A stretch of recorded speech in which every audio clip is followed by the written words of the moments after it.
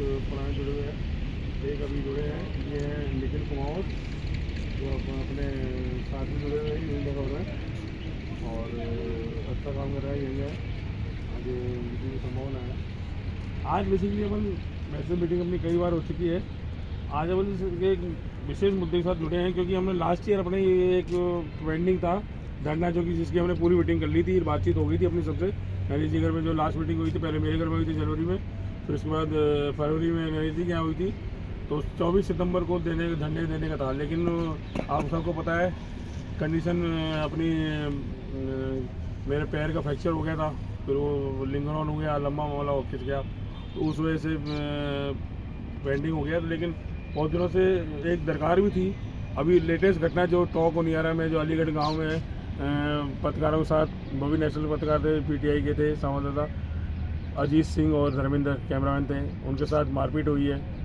तो ये मतलब कहने वाला ये है कि सरकारें बदल गई, लेकिन पत्रकारों के साथ गुंडों का, बदमाशों का, आमजन का जो रवैया है वो अभी बदला नहीं है। तो हम ये नहीं कह रहे कि कुछ मुद्दे में वो सही भी हो सकता है, कुछ मुद्दे में पत्रकार भी हो सकते हैं, लेकिन मेन बात ये है कि आम जन को और अपने संस्था के हिसाब से पत्रकारों की रक्षा के लिए ये बताना होगा सरकार को कि हाँ भाई, पत्रकारों के साथ मारपीट करने का क्या दायित्व है, क्या मतलब, क्या क्यों मारपीट की जाती है। वो तो सिर्फ अपना काम कर रहे हैं, जो वास्तविक घटना है उसको दिखा रहे हैं। आगजनी हो रही है तो उसको दिखाने में कोई एतराज़ नहीं, आगजनी हुई है टॉक उनियारा में, तो उसको लोग दबाने की कोशिश करते हैं। जो गुंडा एलिमेंट्स हैं या जो भी इस कृत्य को करते हैं, कोई हो, हमें किसी भी सरकार से, किसी भी नेता से उससे कोई लेना देना नहीं है। जो उस वक्त जो घट रहा है उसको हम प्रकाशित करते हैं। उस संबंध में पत्रकार साहब मारपीट हो रही है। आपको पता होगा 2021 में मेरे साथ खुद धमकी दी गई थी उस दिसंबर में, और मेरे ख्याल से 8 ही तारीख को या दिसंबर मान लें, 4 पत्रकारों के साथ बहुत दुर्घटना हुई थी, घटी थी। एक की अभिषेक सोनी जो कैमरामैन थे, वो मानसूर गोपालपुर बाईपास की बात है, उसमें भी मानसूर थाना लगता है, वो उस समय भी एसीपी वही थे जो मुझे धमकी दी जिन्होंने। तो उन्होंने उस समय उसकी रात को महिला मित्र के साथ, वो महिला वो टीवी में काम करती थी वो, तो उसके साथ रात को आते हुए कवरेज के दौरान खाना खा रहे थे, तो फिर उसके बाद गुंडों से हाथापाई हो गई, बदमाश हो गए, क्योंकि उनको खौफ नहीं है, क्योंकि मालूम है कि पुलिस और सरकार पत्रकारों को उस तरह से एंटरटेन नहीं करती है, तो उस वजह से उसके साथ मौत हो गई। तो उसकी मौत हो गई थी। उसके बाद में जो सरिये से मार दिया था उन गुंडों ने, क्योंकि आओ देखना था, उनको पता लगा पत्रकार तो भागो, मार के भाग गए, लेकिन वो दुर्घटना बस तो उसकी मौत हो गई। वो अब क्या किया जाए, उसका तो जो होना था उसके लिए हम लोग बहुत लड़े। 2021 में हम लोगों ने बहुत ज़बरदस्त धरना दिया। वो पूरी 1 करोड़ की मांग की हमने गहलोत सरकार से, तो उसमें कुछ मांगें पूरी हुई थी, लेकिन फिर भी अपना उद्देश्य ये है कि अभी क्या है, सारे संगठन सब अपने जो मीडिया की हालत का है उस दृष्टि से सब ने क्या है, अब जो बड़े बड़े चैनल हैं उनके, मैं हमेशा कहता हूँ कि भी नौकरी बस, परिवार चलाने बस या किसी और कारणवश वो अभी पत्रकार है जो सरकारी मालिकों के साथ संबंध बना रही है, साफ दिख रहा है।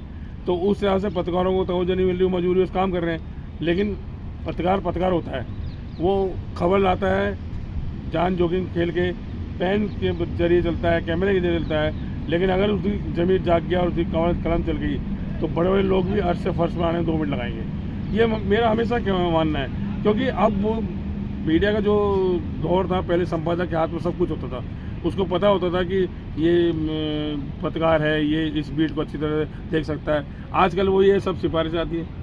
बहुत अफसोस की बात है कि आजकल हर सरकारी मतलब हर सरकारों के और राजनीतिक संगठनों के एक पत्रकार नेशनल बड़े बड़े चैनलों में, बड़े बड़े संस्थानों में, प्रिंट मीडिया में घुसड़े हुए हैं। और संपादक को भी आजकल वो मैनेजमेंट का आदमी बताया जाता है। ऐसे ये अफवाहें उड़ती हैं, तो ऐसा क्यों होना चाहिए मीडिया के प्रति? मीडिया तो एक माध्यम है, लोकतंत्र का चौथा स्तंभ है। उनके पास विधायिका, लोकपाल, जो तीनों वो है स्तंभ है, उन सबकी पोल रखता है और उनको दिशा निर्देश देता है।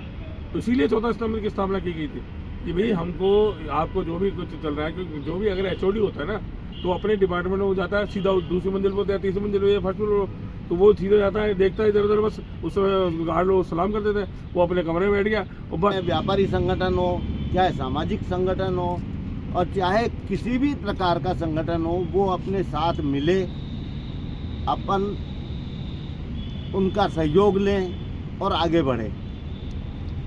नई सरकार या पुरानी सरकार आज तक इनके कानों पे जूं नहीं रहेंगी। पत्रकारों का कोई हित इन्होंने नहीं देखा, चाहे विज्ञापन संबंधी हो, चाहे उनकी सुरक्षा के संबंधित हो। आए दिन पत्रकारों पे हमले हो रहे हैं, आए दिन पत्रकारों के साथ अभद्रता होती है। कहीं पे भी आप जाओ, बोले कौन पत्रकार आएंगे, बोले बैठाओ बाहर, और 2 घंटे तक के लिए वेटिंग करवा दी कि बाहर बैठो भाई आ रहे हैं। ये नहीं होना चाहिए। पत्रकार एक ऐसा स्तंभ है जिसके पास कई काम होते हैं। वो एक जगह अगर 2 घंटे बैठ करके और वेट कर रहा है कि साहब से बात होगी, और फिर बात का कोई निष्कर्ष ही नहीं निकले, तो क्या फायदा है। 1947 में कलम की ताकत आज़ादी में साथ थी। कलम की ताकत क्या है, ये आज भी आपको बताने की, उनको बताने की जरूरत है। जैसे अभी सन्नी भाई ने कहा कि अर्श से फर्श पे आ जाता है, हमें अर्श से फर्श पे नहीं लाना है, उसकी नींव में मैं भी एक दरअसल इसका पीड़ित भी रह चुका हूँ और सनी भैया के साथ पुराना इनका साथी भी रह चुका हूँ। मेरे पास 2022 में जानलेवा हमला हुआ था। उस समय अपना पीरियोडिक प्रेस क्लब और बहुत सारे संगठनों ने अपना साथ दिया, और तो मैं जानता हूँ जिस चीज़ का आदमी भुक्तभोगी होता है उस चीज़ को अच्छे से समझता है। और रही बात विज्ञापन की, तो विज्ञापन को लेके भी मेरा बड़ा कड़वा अनुभव है।